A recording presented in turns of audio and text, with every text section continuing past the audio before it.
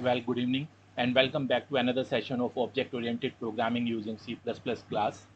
In today's video, I am going to cover exception handling. So exception handling is a very important concept of C++ programming. Let us first understand what is exception. What is the term? Exception. So we know that in the program we can have two types of errors. One is syntax error and the other one is logical errors. So syntax errors are checked at the compile time. Checked at compile time. So your program will not execute if there is even a single syntax error present in your program, right? Syntax error के examples क्या क्या? For example, misspelled keywords, missing semicolon, etc. है ना? तो error in the syntax is known as syntax error. Second one is logical errors. So logical errors are checked at runtime when your program is executed. For example, logical errors के examples क्या क्या हो सकता है? Divide by zero, है ना? Array index out of bound,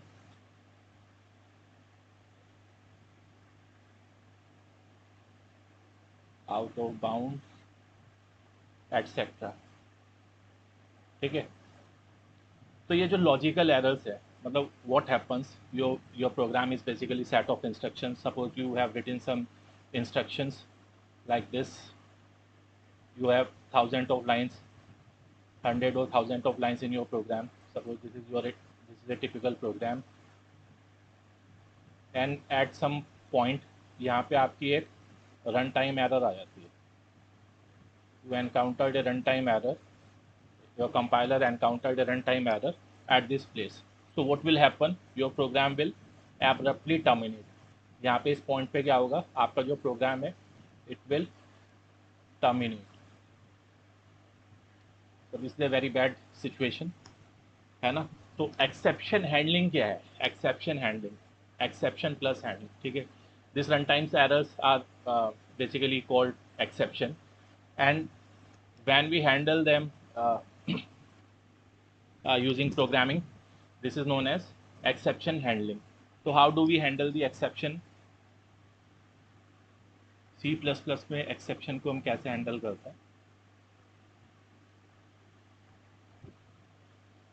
We have few keywords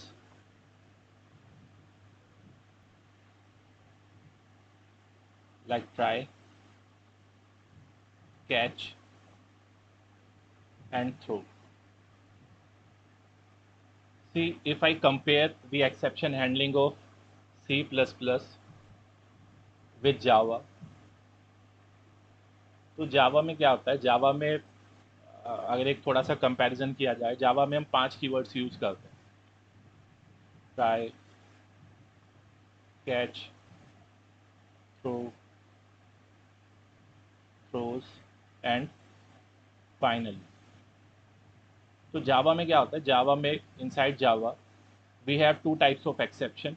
जावा हमें दो टाइप के एक्सेप्शन प्रोवाइड करता है, checked and unchecked exception. So basically checked exceptions क्या है? Both checked and unchecked exceptions are runtime errors, but checked exceptions are checked at the compile time. ठीक है? मतलब they are runtime errors, but there are certain conditions, certain exceptions which are checked at the compile time, that whether the programmer has handled it or not. ठीक है? तो उसको checked exceptions हम वहाँ पे जावा के context में बोलते हैं. In case of C++, all exceptions of C++ are by default unchecked. तो इसका मतलब क्या है?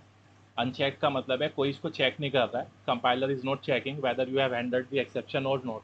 मतलब अगर आप एक्सेप्शन हैंडलिंग अपने सी प्लस प्लस प्रोग्राम के अंदर यूज़ नहीं करेंगे, then also your program will run fine. मतलब कंपाइलर आपको ये रेस्ट्रिक्ट नहीं करेगा, कंपाइलर आपको परेशान नहीं करेगा कि आपको इसको हैंडल करना ही है, ठीक है। वाइल इन केस ऑफ जावा, अगर आप सर्टेन एक्सेप्शंस को, जो चेक्ड एक्सेप्शंस हैं, उनको अगर आपने हैंडल नहीं किया है तो आपका प्रोग्राम कंपाइल ही नहीं होगा, ठीक है। So this is the basic difference between the C++ exception handling and the Java exception handling. So now if I formally define exception handling, exception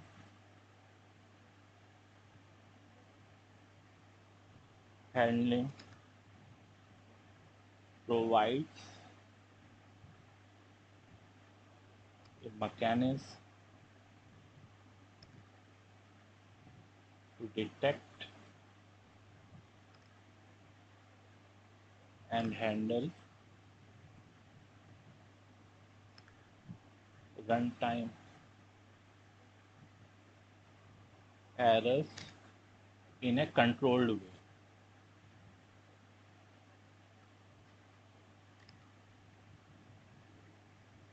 without crashing the program.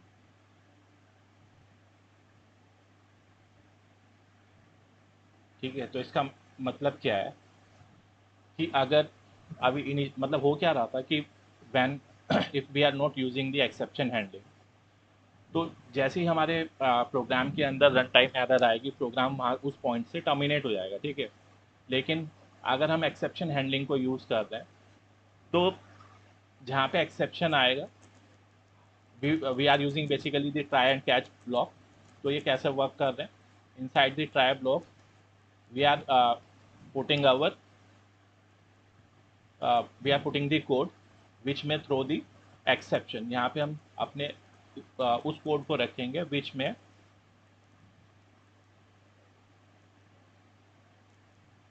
Throw the exception,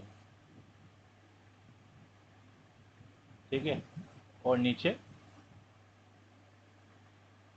inside the catch block, यहाँ पे एक second जो difference है,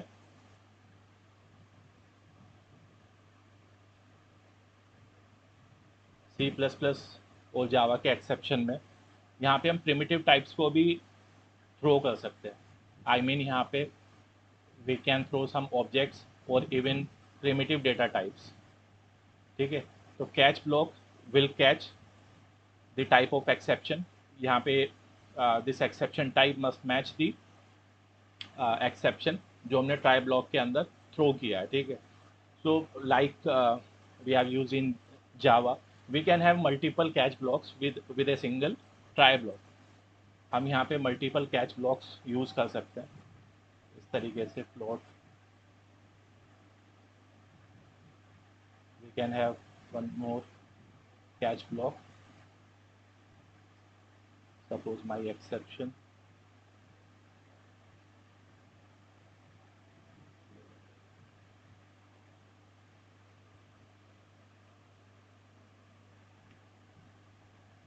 E, and we also have a journal exception handler जिसको हम इस तरीके से डिक्लेयर करते हैं, ठीक है। ये जो हमारा जर्नल ब्लॉक है, this can catch all types of exception. तो यहाँ पे when we are using basically the multiple catch blocks, it is behaving like switch case. जैसे सी में और सी प्लस प्लस हमने हमने स्विच केस यूज़ किया है, यहाँ पे ये जो हमारा ट्राई कैच ब्लॉक्स है, multiple catch blocks, they are behaving like switch case. तो जो भी कैच एक्सेप्शन टाइप को मैच करेगा, that catch block will execute, ठीक है। और हम एक्सेप्शन को थ्रो कैसे करेंगे? थर्ड कीवर्ड क्या था हमारा? Throw. So if we are basically throwing the inside the try block, If we want to throw some primitive data types, we can throw like this. And if we want to throw some object, तो कैसे throw करेंगे? Throw, suppose there is a class my exception, we can throw its object like this. ठीक है? So this is the basics of exception handling. अब इसके कुछ examples देखते हैं कैसे हम exception handling को use करते हैं. So let's see a simple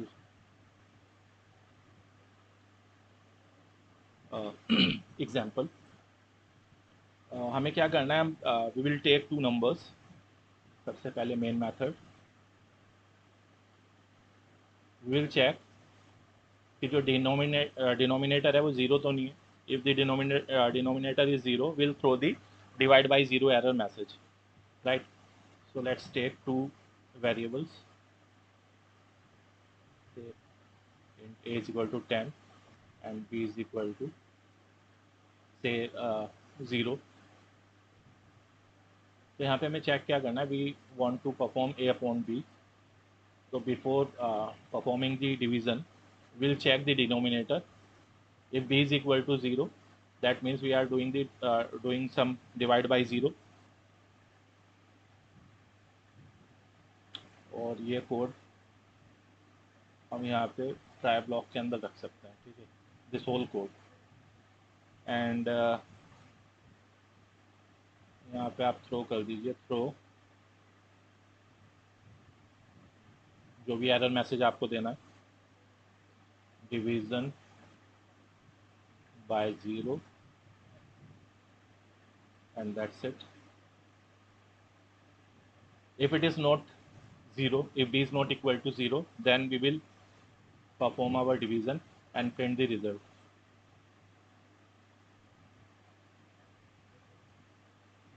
और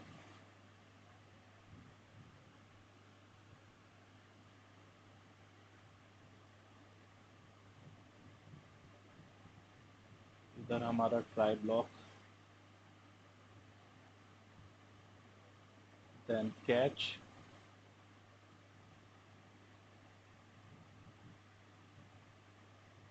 constant character, suppose message,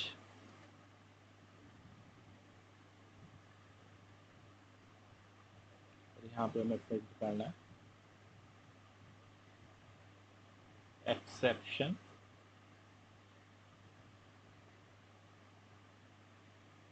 bot, और एक्सेप्शन का मैसेज जो भी रहेगा, जो हमने प्रिंट किया है, जो हमने यहाँ पे थ्रो किया है, वो इधर.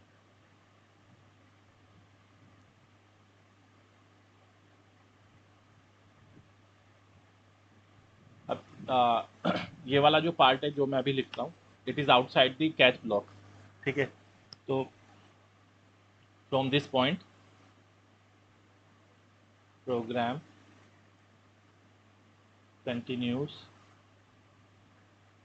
normally.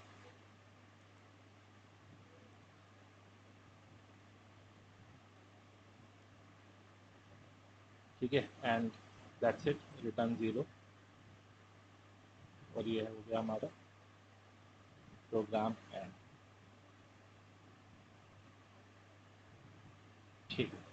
अब इधर आप देख रहे हैं कि we have thrown an string message. ठीक है? जो which is basically the character array, मतलब एक कैरेक्टर पॉइंटर में हम जिसको स्टोर कर रहे हैं. सी के अंदर हमारे पास एक सी प्लस प्लस के अंदर हमारे पास एक स्ट्रिंग डेटा टाइप भी होता है. तो if you want to use the string data type, तो यहाँ पे हम क्या कर सकते हैं? थ्रो स्ट्रिंग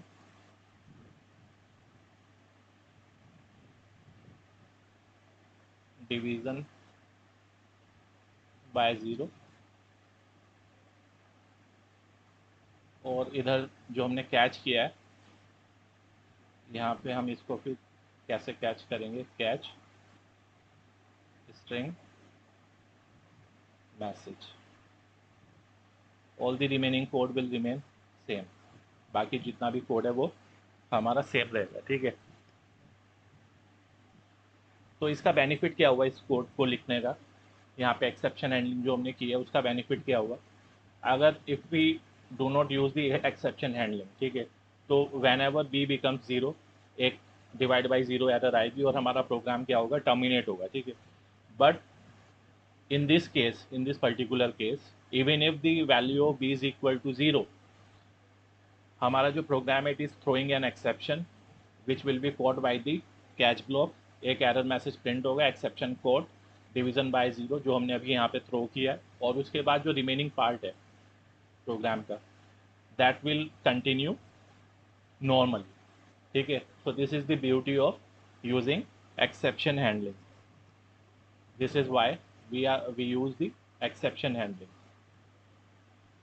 अब यहाँ पे हमने थ्रो किया था स्ट्रिंग, ठीक है। So it is not that we can only throw the string, we can throw any data type. जैसे फॉर एग्जांपल अगर मैं ये करना चाहूँ,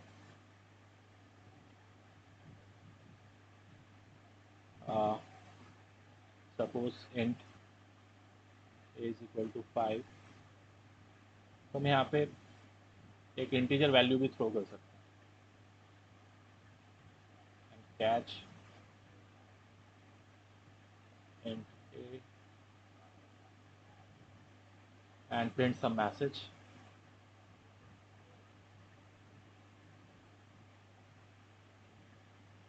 got say a and return 0, right? So basically in all our examples what we are going to do in exception handling, we will have a try block, ठीक है। Try block के अंदर हम अपना क्रिटिकल कोड लिखेंगे। Critical code हम किसको बोल रहे हैं, the code that can throw the exception, ठीक है। जरूरी नहीं है कि एक्सेप्शन हर बार थ्रो ही होगा, क्रिटिकल कोड में थ्रो द एक्सेप्शन, ठीक है। that will be that should be catched by some appropriate catch block. So we have different type, we can have different type of catch blocks, catch block 1, catch block 2, ठीक है। यहाँ पे जो भी जिस type का एक्सेप्शन है उस टाइप का ऑब्जेक्ट या डेटा टाइप आपको लेना पड़ेगा। जैसे अगर इंटीजर है तो इंट ए, फ्लोट बी, अगर कोई ऑब्जेक्ट है तो ऑब्जेक्ट यहाँ पे क्रिएट करना पड़ेगा। And we also have a general catch block which can catch any type of exception, ठीक है। So this is basically going to be the program flow with the exception handling. Now let's see some another example.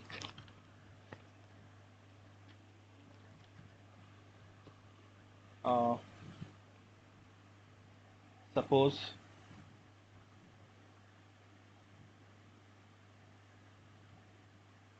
चलिए ये तो मैंने discuss कर ही लिया आपसे कि कैसे हम एक मल्टीपल कैच ब्लॉक यूज़ कर सकते हैं। We can also create our own custom exception, right? So let's discuss creating our own exception class. अगर हम यहाँ पे इसको जावा से कंपेयर करें तो जावा में हम कस्टम एक्सेप्शन कैसे बनाते थे, जावा मतलब दी एक्सेप्शन क्लास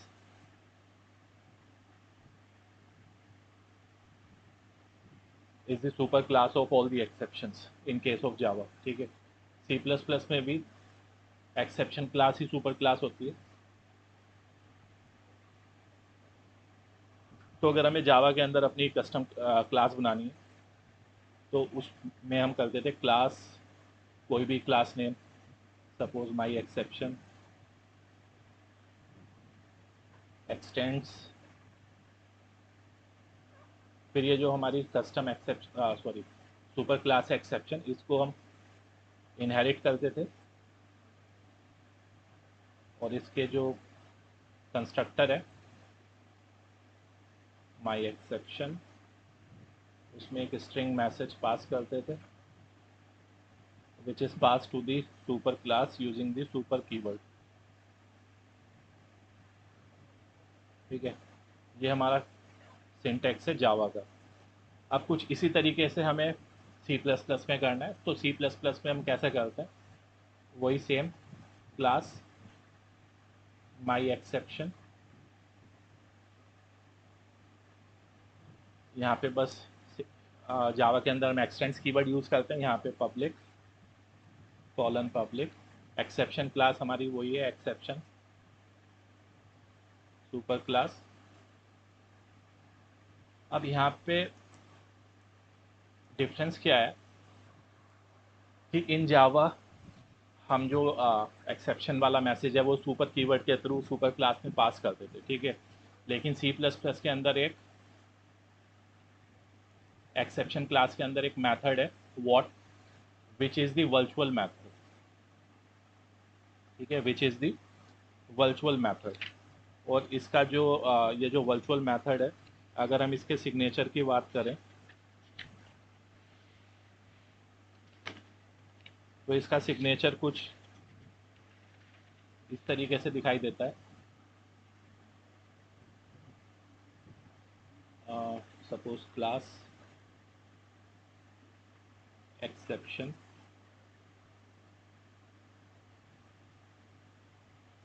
इस क्लास के अंदर कुछ कंस्ट्रक्टर्स होंगे, कुछ कंस्ट्रक्टर,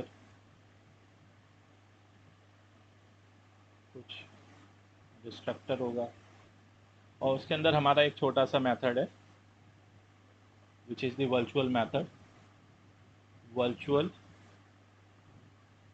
कांस्टेंट कैरेक्टर व्हाट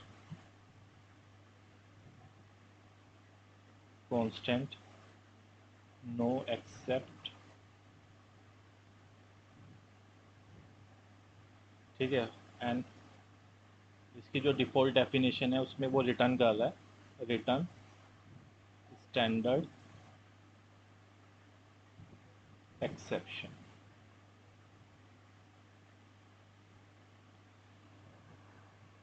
तो हमें यहाँ पे क्या करना है, whenever we try to basically create our own exception class, हमें इस सिग्नेचर को, हमें इस बेसिकली इस फंक्शन को ओवरराइड करना है, ठीक है। This is the virtual function, तो हमें इस वर्चुअल फंक्शन को ओवरराइड करना है। और ओवरराइड करते हुए we must take care of इस सिग्नेचर, क्योंकि अगर आप सिग्नेचर में चेंज करेंगे तो वो ओवरराइडिंग नहीं होगी, दैट विल बी ओवरलोडिंग, ठीक है। अगर आप यहाँ पे सिग्नेचर में चेंज कर देंगे तो वो ओवरलोड हो जाएगा, मतलब सेम नाम का फंक्शन दो फंक्शंस एग्जिस्ट करेंगे, then it will not be the overriding, ठीक है। मैं अभी एग्जाम्पल के थ्रू थोड़ा डेमोन्स्ट्रेट करने की कोशिश करूंगा व्हाट आई मीन टू से।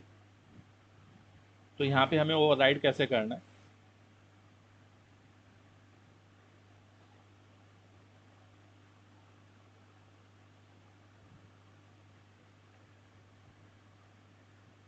Constant character, this is the return type, what is the function name, और ये हमारा कांस्टेंट फंक्शन है। मतलब इसके अंदर हम कोई भी जो ऑब्जेक्ट है दिस ये जो ऑब्जेक्ट है इसको मॉडिफाई नहीं कर सकते, ठीक है। तो कांस्टेंट नो एक्सेप्ट, अच्छा, नो एक्सेप्ट क्या होता है ये मैं अभी डिस्कस करूंगा। इसके बाद आप ओवरराइड भी लगा सकते हैं या छोड़ भी सकते हैं।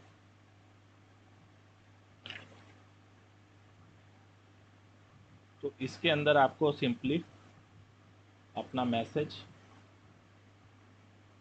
रिटर्न कर देना, सपोज कस्टम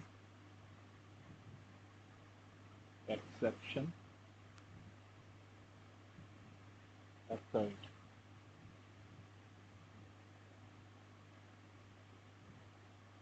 ठीक है। तो अगर हम कंपेयर करें, if I compare, this is the Java version of custom exception class and this is the C plus plus version.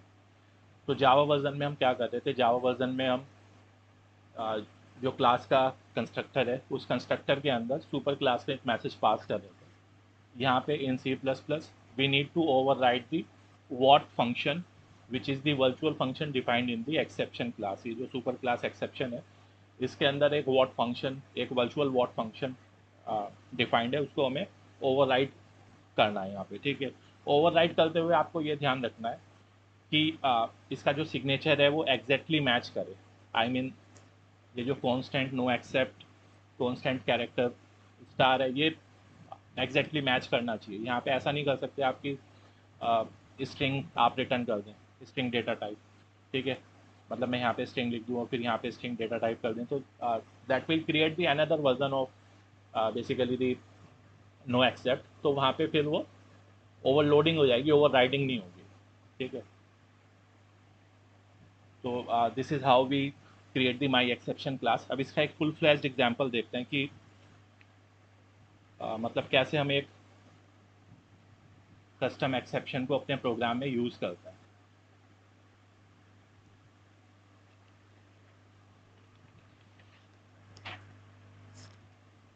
चलिए, so let's create a custom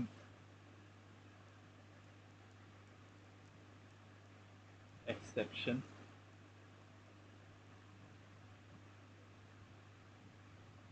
example। हम क्लास का नाम कुछ भी रख सकते हैं। क्लास का नाम अगर मीनिंगफुल है तो ज़्यादा अच्छा रहेगा। जैसे सपोज हम डिवाइड बाई ज़ीरो एक्सेप्शन ही बनाते हैं। ठीक है, तो डिवाइड बाई ज़ीरो एक्सेप्शन में आप नाम क्लास का कुछ भी रख सकते हैं। मैं यहाँ सिंप्लिसिटी के लिए माई एक्सेप्शन रख देता हूँ, class my exception public exception. ठीक है, ये हमने अभी डिस्कस किया ही है कि ये एक्सेप्शन क्लास को ओवरराइड करना, सॉरी एक्सटेंड करना ज़रूरी है। जब तक इनहेरिट नहीं करेगा तब तक ये एक्सेप्शन क्लास नहीं बनेगी। और इसके अंदर हमें किसको ओवरराइड करना है, वॉट मैथड को, जिसका सिग्नेचर अभी हमने डिस्कस किया है। What method returns constant character, मतलब this is a string what. और ये जो वॉट मेथड है ये भी इम्यूटेबल है, मतलब इसके अंदर हम किसी वेरिएबल को चेंज नहीं कर सकते। ठीक है, तो इसलिए ये कांस्टेंट डिफाइंड है पेरेंट क्लास के अंदर। And it is expected to not throw any exception, इसलिए यहाँ पे हम नो एक्सेप्ट कीवर्ड यूज़ करेंगे। अब ये नो एक्सेप्ट कीवर्ड किस लिए यूज़ कर रहे हैं वो भी हम दिखाएंगे, वो भी हम अभी डिस्कस करते हैं। ये जो कीवर्ड है ओवरराइड, ये आप साथ में यूज़ कर सकते हैं। इसका क्या बेनिफिट है ओवरराइड का, कि अगर मतलब this tells the compiler that this function is overriding some function which is defined in the parent class।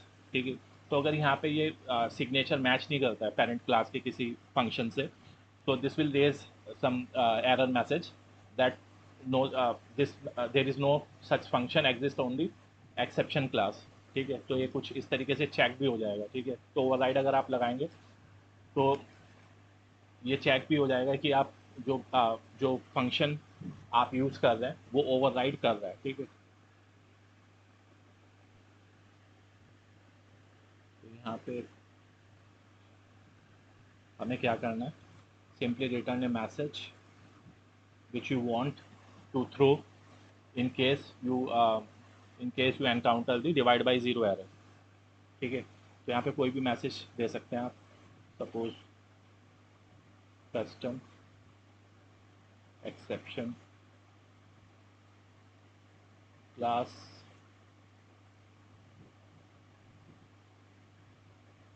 Divide by zero error. ठीक है, कुछ ऐसा मैसेज हमने पास कर दिया और ये हमारी क्लास ख़त्म हुई यहाँ पे। This is our custom exception class. Now let's create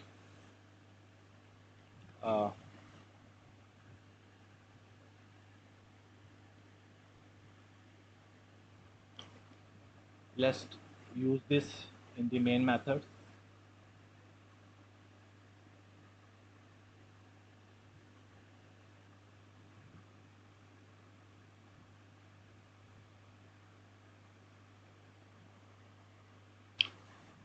basically we can directly throw,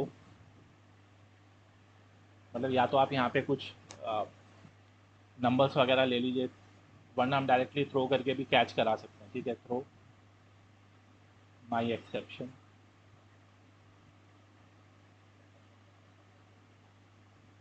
और इसको कैच करने के लिए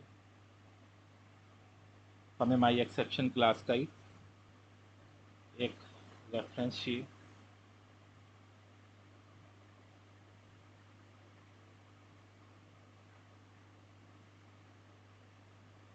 यहाँ पे हम एरर मैसेज को प्रिंट कर सकते हैं using E dot what. Next line, और अगर आप चाहें तो इसके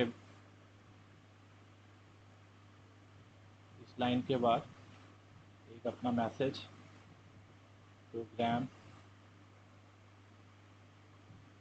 continues normally, and that's it, return 0।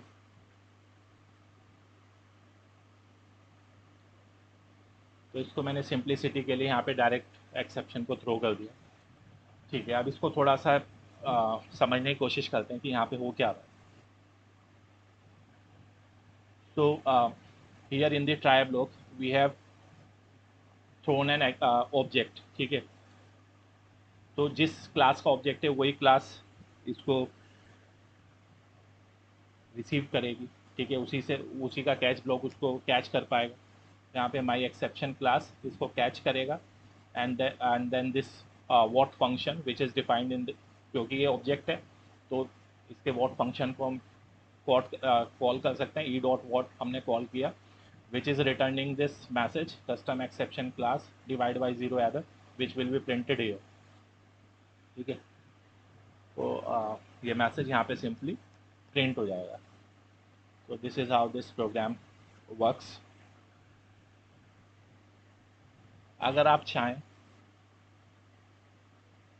तो हम क्या कर सकते हैं, लेट्स अच्छा ये तो मैंने सिंपली लिखा, let's rewrite this, let's take one more example.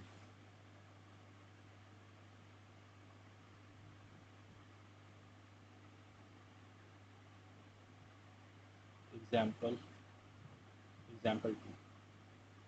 अच्छा एक चीज़ हम डिस्कस करना भूल गए,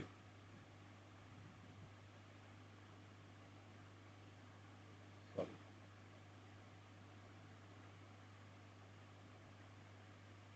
यहाँ पे हमने नो एक्सेप्ट, ये जो कीवर्ड है हमारा no except, this is basically no exception. So this keyword basically promise, this keyword is basically a promise to the compiler कि ये जो हमारा मेथड है, this method what method will not throw any exception. ठीक है, अब ये promise ज़रूरी क्यों है, क्योंकि आप यहाँ पे देख रहे हैं कि हम कैच ब्लॉक के अंदर what we are using the what method. ठीक है, तो यहाँ पे ये थ्रो मैसेज एक एक्सेप्शन थ्रो कर रहा है which will be caught by the catch block, और कैच ब्लॉक के अंदर हम ई डॉट वॉट यूज़ कर रहे हैं। अगर ये वॉट भी एक एरर मैसेज, मतलब वॉट भी अगर हमारा एक एक्सेप्शन थ्रो करे तो फिर उसको कैच करने के लिए हमारे पास कुछ नहीं है। ठीक है, तो दैट्स वाई यहाँ पे वॉट के सिग्नेचर में नो एक्सेप्ट कीवर्ड हमने यूज़ किया है, which is a promise to the compiler, ये जो वॉट मेथड है it will not throw any exception, right. So this is the use of no except. अगर यहाँ पे फिर कोई भी एक्सेप्शन आता है अगर वॉट के साथ, तो our program will simply terminate, right. Now let's see the second example. हाँ, तो सेकेंड एग्जाम्पल में हम क्या करते हैं,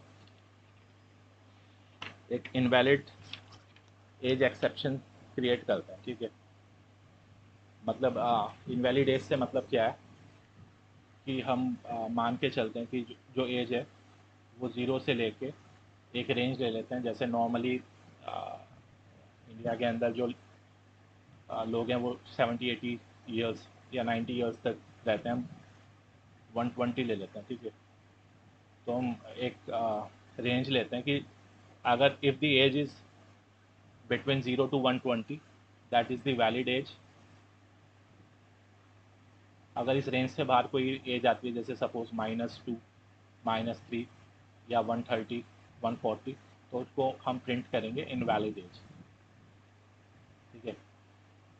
मतलब जिसमें भी टाइप हो। तो जैसे इसके लिए हमें क्या करना, we need to create our own custom exception class, जैसे हमने अभी अभी क्रिएट किया था। तो उसी तरीके से हमें एक कस्टम एक्सेप्शन क्लास क्रिएट करनी है। तो क्लास आपको पता ही है कैसे क्रिएट करनी है। Class name public, exception class को हमें इनहेरिट करना है और वॉट मेथड को ओवरराइड करना है, ठीक है। वॉट मेथड को ओवरराइड करना है। सो क्लास यहाँ पे एक अच्छा सा नाम लेते हैं, क्योंकि इनवैलिड एज की बात कर रहे हैं हम, तो invalid age exception, invalid age exception हम यूज़ करेंगे। Our custom class must inherit exception class,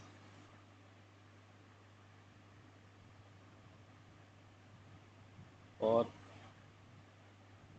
यहाँ पे हम क्या करते हैं, यहाँ पे हम कुछ एक्स्ट्रा चीज़ें भी करते हैं। मतलब ये हमारी कस्टम एक्सेप्शन क्लास है, but it is A class.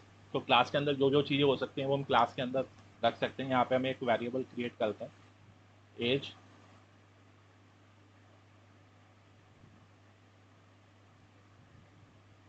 एक कंस्ट्रक्टर लेके इसको इनवैलिड एज एक्सेप्शन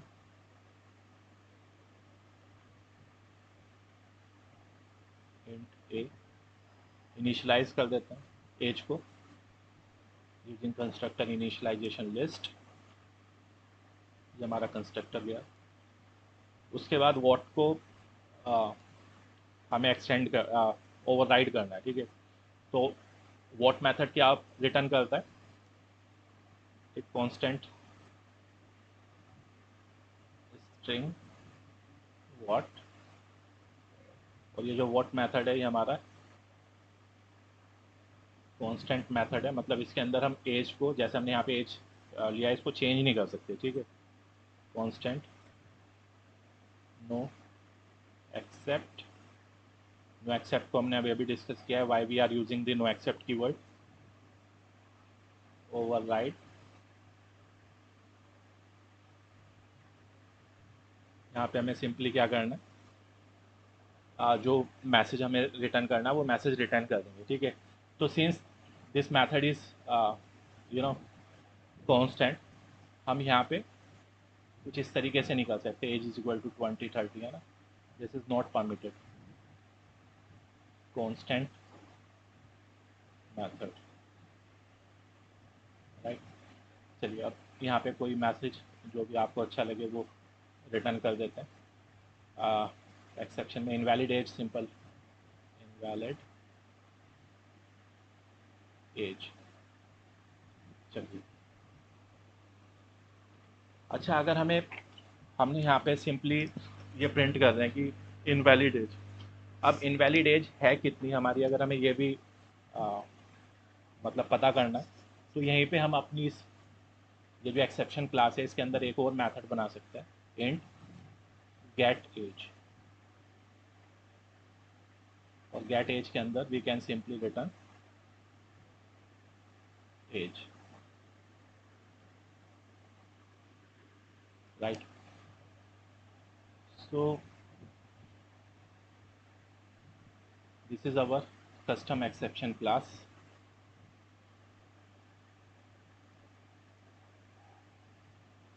अब मेन मेथड के अंदर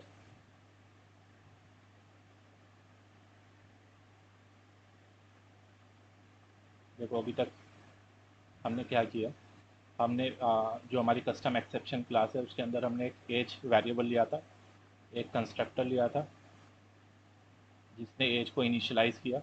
उसके बाद हमने व्हाट मेथड को ओवरराइड किया है और एक मेथड बनाया गेट एज। ठीक है, चलिए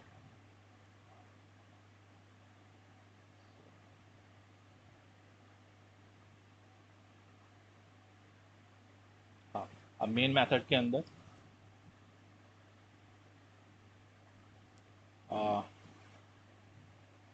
let's declare some age int age is equal to say -5।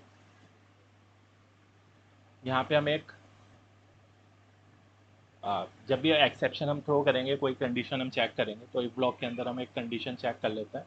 हमारी कंडीशन क्या आती है, 0 से लेकर 120 के बीच में एज होनी चाहिए। ठीक है, तो if age is less than 0 और एज इज ग्रेटर देन 120, अगर इस रेंज में एज नहीं आ रही है, इसके बाहर है, तो हमें क्या करना था, थ्रो इनवैलिड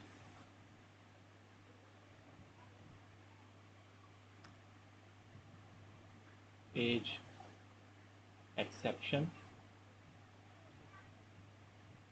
और हमने क्योंकि कंस्ट्रक्टर भी यूज़ किया है, तो कंस्ट्रक्टर में एज हमने पास कर दिया है। ओके,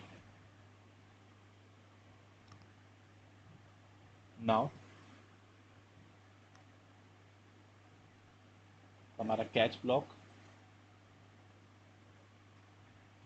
के अंदर देखो, क्योंकि हमने जिस क्लास का ऑब्जेक्ट थ्रो किया है, उसी क्लास का ऑब्जेक्ट उसको रिसीव करेगा, इनवैलिड एज एक्सेप्शन। और यहाँ पे हम ऑब्जेक्ट का रेफरेंस ले लेंगे ई।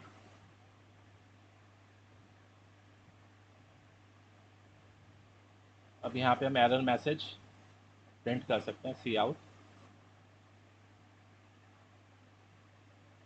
नेक्स्ट लाइन के लिए ई डॉट वॉट। ठीक है, और साथ में हम एज भी प्रिंट कर सकते हैं। ई डॉट वॉट क्या प्रिंट करेगा, जो भी हमने मैसेज वहाँ पे ओवरराइट करते हुए पास किया था। और एक दूसरा मेथड हमने डिक्लेयर किया था, E dot get age, which will also give you the age, right? And that's it. So this is our main method. So this way we can create our custom exceptions, right? तो अभी हमने theory में बहुत देख लिया। Let's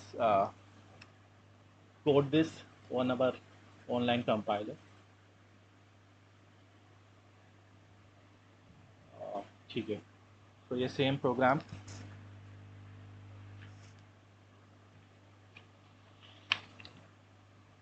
let's type quickly.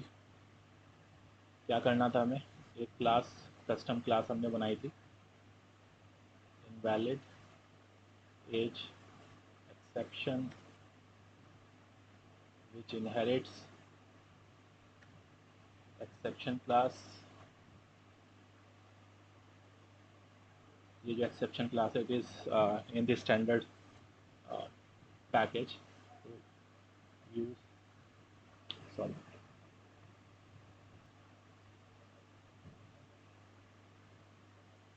using namespace standard, this is mandatory। यहाँ पे हमने क्या लिया था, एक age,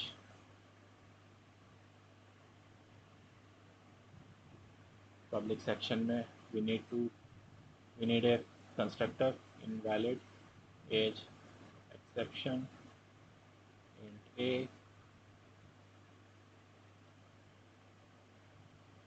age। Constructor initialization list के अंदर हमने इसको इनिशियलाइज कर दिया और कंस्ट्रक्टर हमारा बंद हो गया। ठीक है, now we need to override the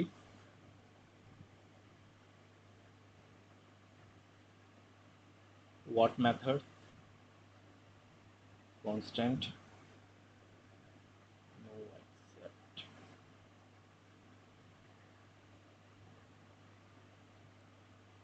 and return simply a message invalid age.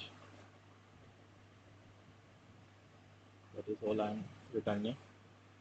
एक दूसरा मेथड भी हमने बनाया था, int get age. इसको भी हम कांस्टेंट रख सकते हैं, चाहे नहीं भी रखें. It is on you. Return age. और यहाँ पे हमारा ये क्लास कंप्लीट हो गई. उसके बाद मेन मेथड के अंदर हमें चाहिए एक ट्राई ब्लॉक और एक catch block.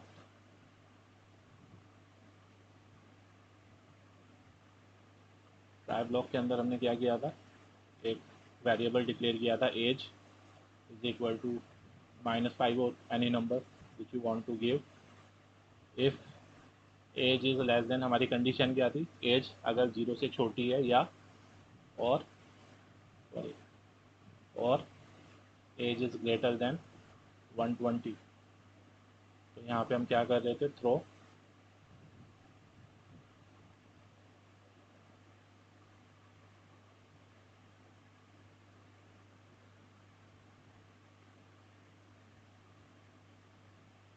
Invalid age exception. और यहाँ पे एज पास कर दीजिए. एज पास करना इसलिए ज़रूरी है क्योंकि हमारे पास कंस्ट्रक्टर है ऊपर. ठीक है. अब कैच के अंदर सिंपली हमें इसको रिसीव करना है, इनवैलिड एज एक्सेप्शन ई. और यहाँ पे simply message C out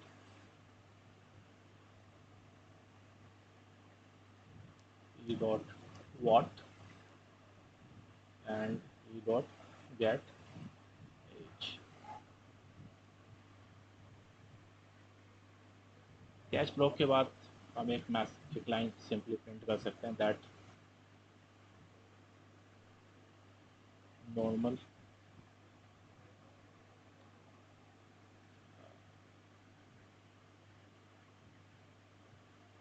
from here normal code. ठीक है, that's it. So this is our code. Run करते हैं इसको.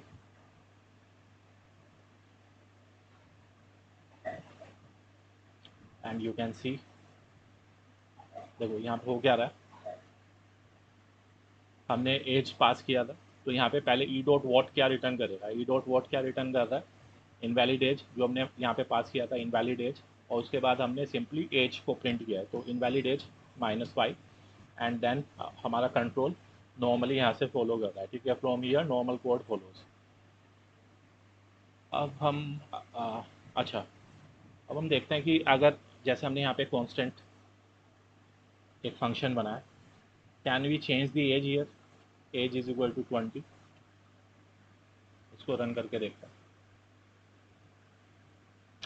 सो it is saying this is a read only object, है ना, क्योंकि हमने यहाँ पे कांस्टेंट यूज किया. So we can not change the age. यहाँ पे कांस्टेंट का मीनिंग आपको समझ आ गया होगा. अगर हम यहाँ पे कुछ सपोज मैं इसके सिग्नेचर में कुछ चेंज करता हूँ, राइट. हम यहाँ से क्या करते हैं, ये जो कांस्टेंट नो एक्सेप्ट है, मैं इसको डिलीट करता हूँ यहाँ से. And now I try to run this code. So what it is showing, invalid age exception what marked override but does not override. ठीक है, आप ध्यान से देखें यहाँ पे, what is the error, invalid age exception what marked override but does not override. यहाँ पे जो what है हमारा वो override नहीं कर रहा है. ठीक है, क्यों override नहीं कर रहा है, क्योंकि जो एक्सेप्शन क्लास है, जो पेरेंट एक्सेप्शन क्लास है, वहाँ पे जो what की डेफिनेशन है वो उस तरीके से दी हुई है जैसी हमने लिखी है. अगर मैं यहाँ से what इसको भी हटा दूँ,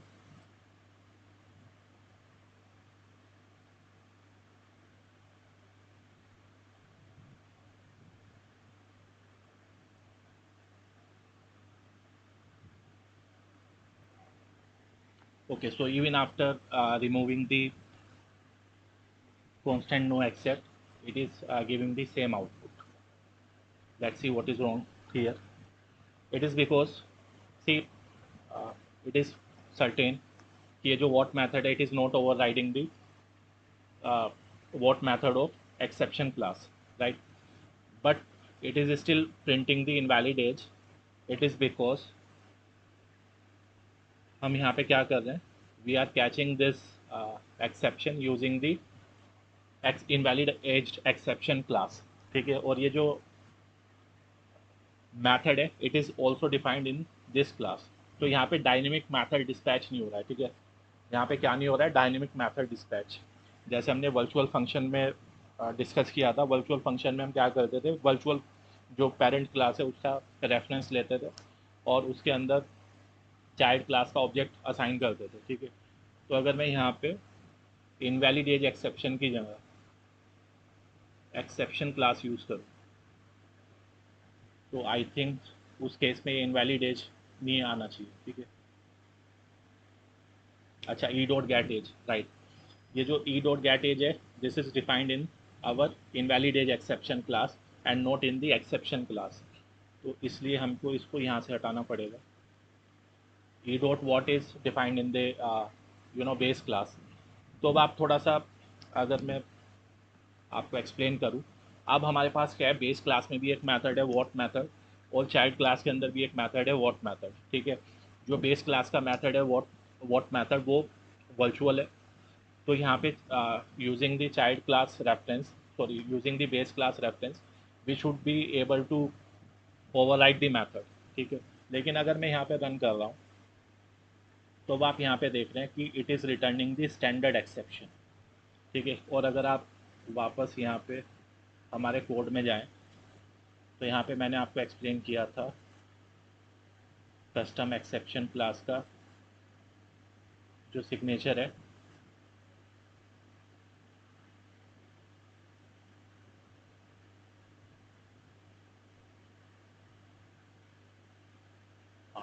अगर आप यहाँ पे देखें तो मैंने डिस्कस किया था कि कस्टम क्लास, ये जो हमारी वर्चुअल वॉट फंक्शन है in the inside the exception class, उसकी डेफिनेशन कुछ इस तरीके से, ठीक है? जहाँ पे हमारा virtual constant character what constant no accept, और ये क्या रिटर्न कर रहा है, स्टैंडर्ड एक्सेप्शन, और वही हमारे इधर प्रिंट हो रहा है, ठीक है?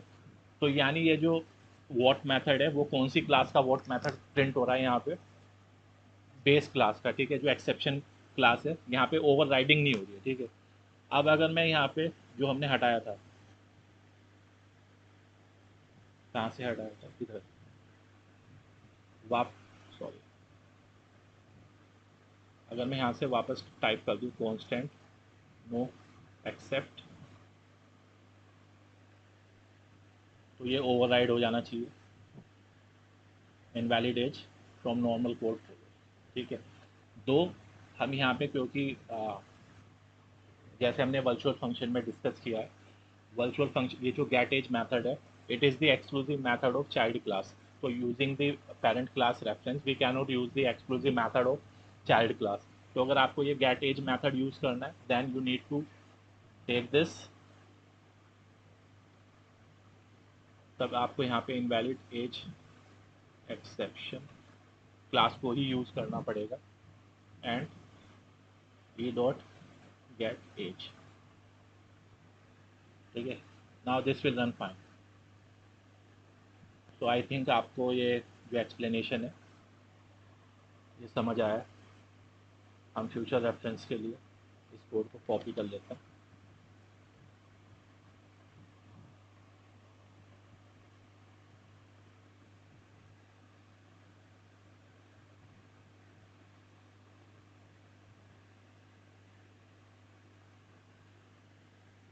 और इसका फ़ॉन्ट साइज़ बढ़ा देते हैं,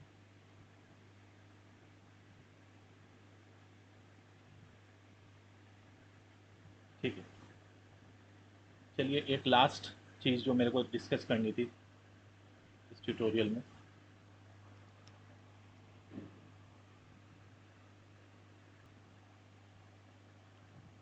वो है स्टैक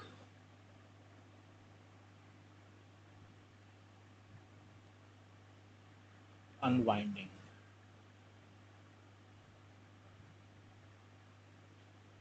अब इसका मीनिंग क्या हुआ,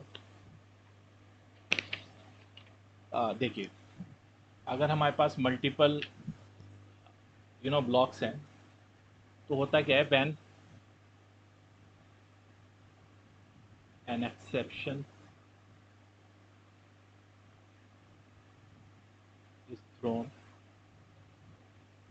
इन सी प्लस प्लस, जो हमारा रन टाइम है, ये run time system starts unwinding this tag. इसका मीनिंग क्या है? इसका मीनिंग ये है, इट लुक्स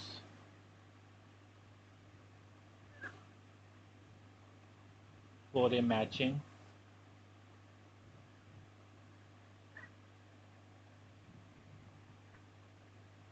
कैच ब्लॉक। दूसरा, अगर लोकली कोई ऑब्जेक्ट क्रिएट हुआ है before transferring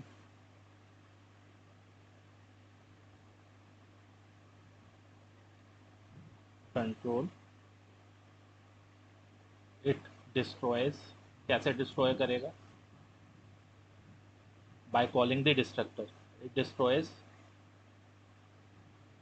calls destructor destructors for all local objects created in the function that are being exited. ठीक है, now let's see this with the help of an example.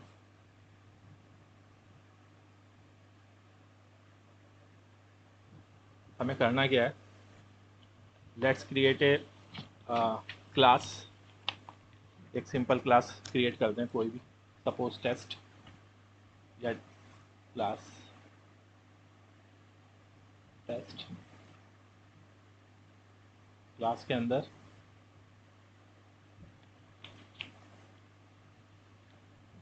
एक variable ले लेते हैं, चलो पहले स्ट्रिंग नेम, और इस क्लास में हम दो चीज़ें लेंगे, एक कंस्ट्रक्टर और एक इसका destructor. Test string and constructor initialization list, इसको इनिशियलाइज करो, this is constructor, and second एक डिस्ट्रक्टर। कंस्ट्रक्टर में एक मैसेज भी प्रिंट कर देते हैं, क्योंकि आउटपुट तभी ठीक लगेगा। सी आउट कंस्ट्रक्टर कॉल्ड, साथ में नाम को भी प्रिंट कर दो, नेम, ठीक है, एंड नेक्स्ट लाइन, और एक डिक्लेयर कर देते हैं हम यहाँ पे डिस्ट्रक्टर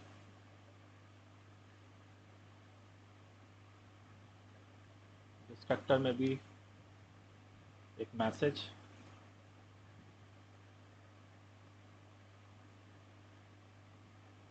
डिस्ट्रक्टर कॉल्ड,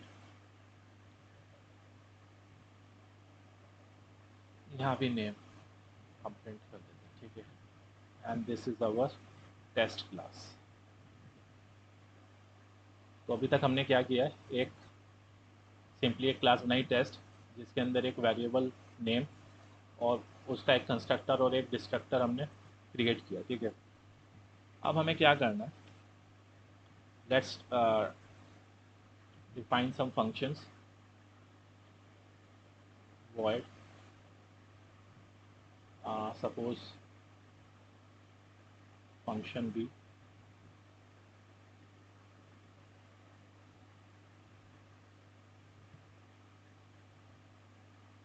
और एक फंक्शन हम यहाँ पे बनाते हैं, वर्ड फंक्शन ए।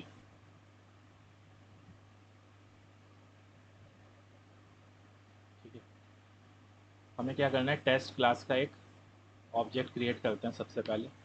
टेस्ट सेटी सेटी2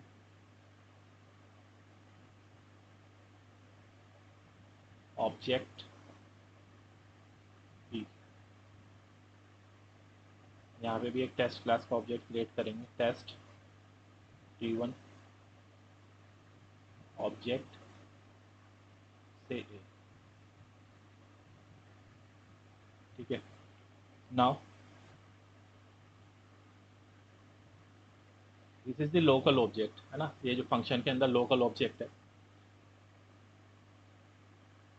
एक मैसेज इनसाइड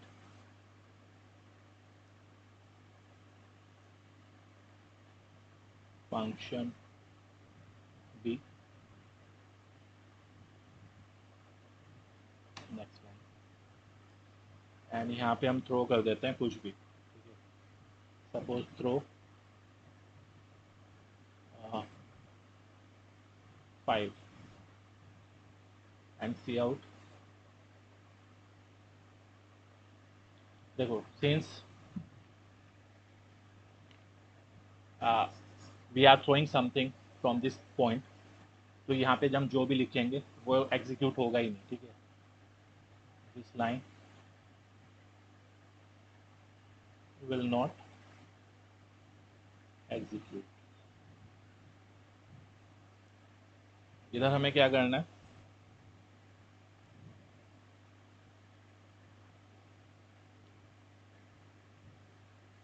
इनसाइड फंक्शन ए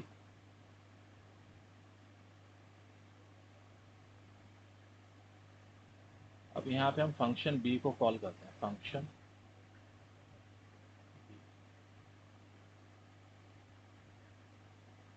और क्योंकि हमने यहाँ पे फंक्शन बी को कॉल किया है तो यहाँ पे भी, और फंक्शन बी के बाद यहाँ पे एक्सेप्शन थ्रो होगा, तो ये वाली लाइन भी कॉल नहीं होगी। ठीक है, this line will not execute. अब हम क्या करते हैं, मेन मेथड में अपने इंट में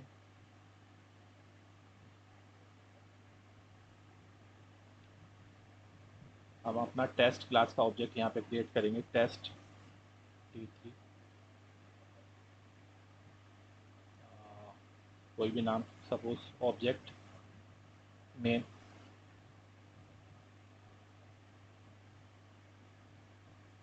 अब यहाँ पे हम अपने फंक्शन ए को कॉल कर रहे हैं, फंक्शन ए कैच। किस टाइप का एक्सेप्शन आने वाला है, हम यहाँ पे एक इंटीजर नंबर को थ्रो कर रहे हैं। ठीक है, तो इसलिए यहाँ पे एक इंटीजर नंबर सी आउट, कुछ भी message, exception for, and that's it. Value भी प्रिंट कर सकते हैं and return 0।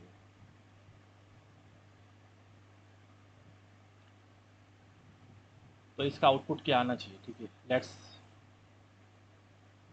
Raise this programme कि यहाँ पे हो क्या रहा है। ठीक है, अच्छा, we already know that program always begins from the main method, है ना।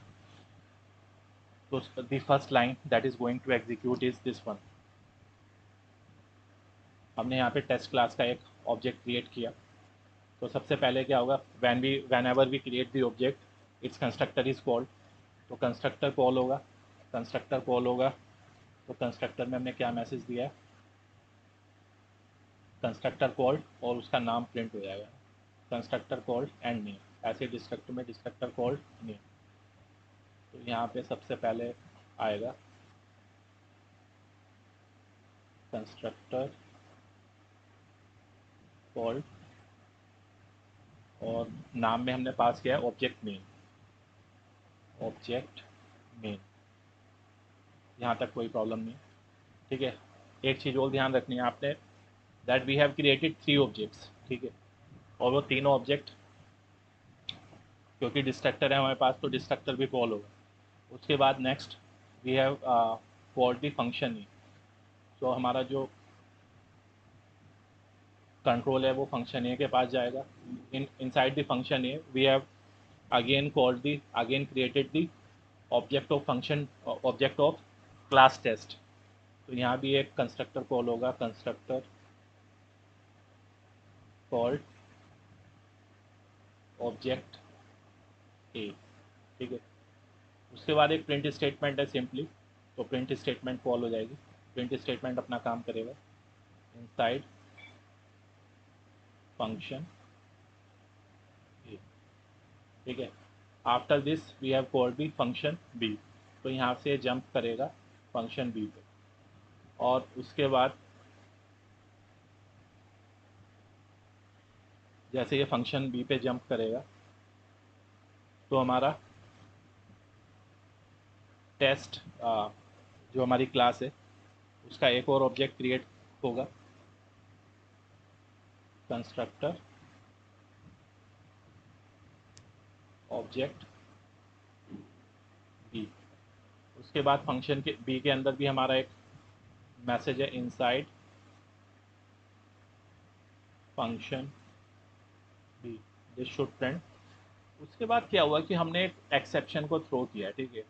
ये एक्सेप्शन जब हमने थ्रो किया तो एक्सेप्शन जैसे ही हम लोकल फंक्शन से एक्सेप्शन को थ्रो करेंगे तो उसका डिस्ट्रक्टर कॉल होगा, ठीक है, डिस्ट्रक्टर। और किस ऑब्जेक्ट को ये डिस्ट्रॉय करेगा, ऑब्जेक्ट बी को, डिस्ट्रक्टर ऑब्जेक्ट बी। उसके बाद ये कंट्रोल रिटर्न होगा इधर, हम फंक्शन ए का ऑब्जेक्ट डिस्ट्रॉय होगा, डिस्ट्रक्टर ऑब्जेक्ट ए। और उसके बाद हम यहाँ से सीधे जाएंगे कैच ब्लॉक के पास। कैच ब्लॉक में क्या आएगा, एक्सेप्शन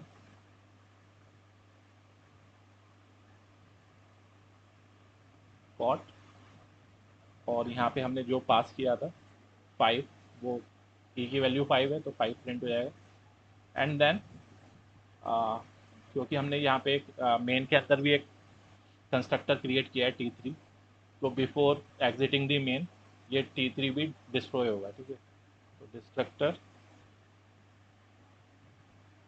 ऑब्जेक्ट मेन, तो इसी चीज़ को हम क्या बोलते हैं, स्टैक अनवाइंडिंग।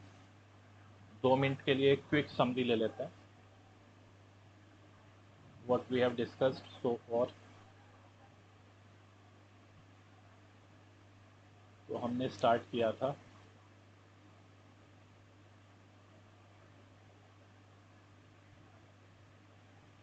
एक्सेप्शन हैंडलिंग से। Basically what is exception, exception is simply the logical errors, ठीक है। We have 2 types of errors in our program, syntax error and logical errors. Syntax errors are checked at compile time and logical errors are in at run time, ठीक है। Logical errors के examples क्या हो सकते हैं, divide by zero, error index out of bound, etcetera etcetera, ठीक है। तो यहाँ पे जो लॉजिकल एरर्स हैं, अगर हमने यहाँ पे फिर कंपैरिजन किया था C++ और जावा को, ठीक है। जावा के अंदर जब हम जावा के अंदर there are 2 types of exception, checked exception and unchecked exceptions. Although both are basically the logical errors, लेकिन जावा ने कुछ एक्सेप्शन को आइडेंटिफाई किया है जिसको वो प्रोग्रामर को कंपेल करता है कि वो कंपाइल टाइम पे उसको हैंडल किया जाए, ठीक है। तो ऑल्दो हमारा जो C++ है, in C++ all exceptions are unchecked, ठीक है। All exceptions are unchecked and inside C++ we use 3 keywords to handle the exception, try, catch and throw, ठीक है। बेसिकली फिर एक क्वेश्चन आता है कि हम एक्सेप्शन, ये अभी सबसे पहले हमने क्वेश्चन का आंसर दिया what is exception and what is exception handling, then why do we do exception handling, ठीक है। व्हाई का आंसर क्या है, exception, we do the exception handling to avoid abrupt termination of the program, ठीक है। Programme हमारा बीच में जैसे ही कोई रन टाइम एरर एनकाउंटर करेगा वो वहाँ पे टर्मिनेट हो जाएगा, ठीक है। And we want to, we don't like that, ठीक है। We want, we don't want our program to terminate abruptly, so we use the exception handling, ठीक है। it is purely it is completely optional in C++। C++ हमें बिल्कुल भी force नहीं करता है कि एक्सेप्शन हैंडलिंग की जाए, but it is a good practice to do the exception handling with the program. अब एक्सेप्शन हैंडलिंग कैसे करते हैं, unlike Java, C plus plus के अंदर हम किसी भी चीज़ को थ्रो कर सकते हैं, ठीक है, चाहे वो प्रिमिटिव डेटा टाइप से, चाहे वो ऑब्जेक्ट है, ठीक है। तो यहाँ पे हमने प्रिमिटिव डेटा टाइप को, इस एग्जांपल में हमने स्ट्रिंग को थ्रो किया। तो स्ट्रिंग भी हमारे पास दो टाइप की है सी प्लस प्लस के अंदर, एक तो हमारे पास स्ट्रिंग क्लास है, और एक हमारे पास ट्रेडिशनल सी स्टाइल जो स्ट्रिंग है, जो हमारा कैरेक्टर स्ट्रिंग होती है, ठीक है। तो ये कैरेक्टर स्ट्रिंग है। उसके बाद आप चाहें तो यहाँ पे सी प्लस प्लस वाली स्ट्रिंग वाला स्टाइल भी यूज़ कर सकते हैं, वो हमने यहाँ पे कंपैरिजन किया था। देन यहाँ पे हमने एक कंपैरिजन किया था कि कैसे हमारा फ्लो क्या रहेगा। तो basically inside the try block we use the, we write the critical code which can throw the exception, and that follows the catch blocks. We can have n number of catch blocks. तो जो भी catch block match करता है उस catch block को हम execute करेंगे। We have a general catch block also, this one catch. तो this can catch any type of exception. उसके बाद हमने डिस्कस किया था कि how do we create our own exception class, our own exceptions in C plus plus, and I have also compared it with the Java, ठीक है। So creating a custom exception class in Java is relatively easier, उसका code थोड़ा सा simple लगता है, दो although it is also very easy to create our own exception class in C plus plus also. तो Java में हम क्या करते हैं, सीधे कंस्ट्रक्टर यूज़ करते हैं। कंस्ट्रक्टर के अंदर एक मैसेज हम सुपर कीवर्ड के थ्रू सुपर क्लास एक्सेप्शन को पास कर देते हैं, ठीक है। While in C plus plus दोनों में हमें एक्सेप्शन क्लास को एक्सटेंड करना होता है। यहाँ पे सी प्लस प्लस में क्या है कि हमारे पास एक वर्चुअल फंक्शन है what, which is defined in the exception class. It is not pure virtual, it is virtual function. तो हमें उसको यहाँ पे ओवरराइड करना है, ठीक है। ओवरराइड करते हुए we need to take care of its signature. ये जो सिग्नेचर है उसका इट शुड कम्प्लीटली मैच, ठीक है। ये मैंने अभी एक्सप्लेन भी किया है कि अगर हम मैच नहीं करेंगे तो क्या होगा, ठीक है। उसके बाद we have seen some examples of custom exception, how we use the custom exception. ये दूसरा कस्टम एक्सेप्शन हमने देखा था।